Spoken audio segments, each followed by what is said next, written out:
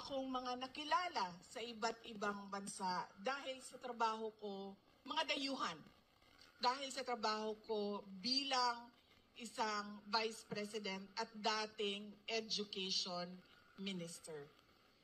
At sa mga nakausap ko, lahat sila nagsabi, it is unthinkable for a government to surrender its citizen to a foreign power.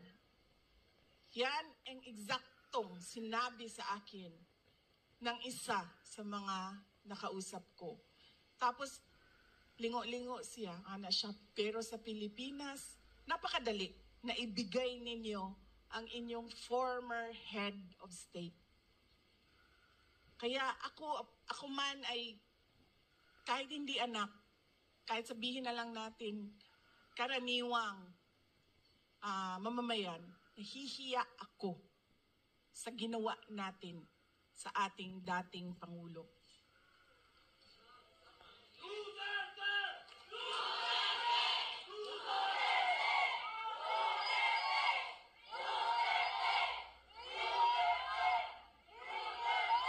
At syempre, inimbita ko si Senator Amy Marcos kung saan man ako pumupunta, dinadala-dala ko siya. Kasi sinasabi ko sa kanya, hindi ako ang magbabalik kay dating Pangulong Duterte sa Pilipinas.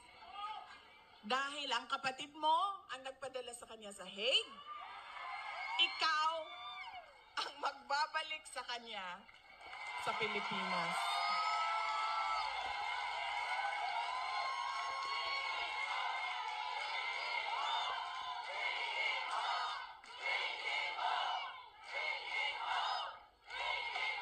Diba?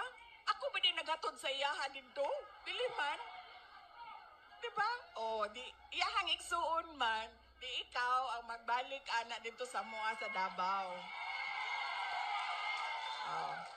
Kaya dala-dala ko yan siya lagi, kahit saan ako pumunta. Kasi alam nyo, bakit?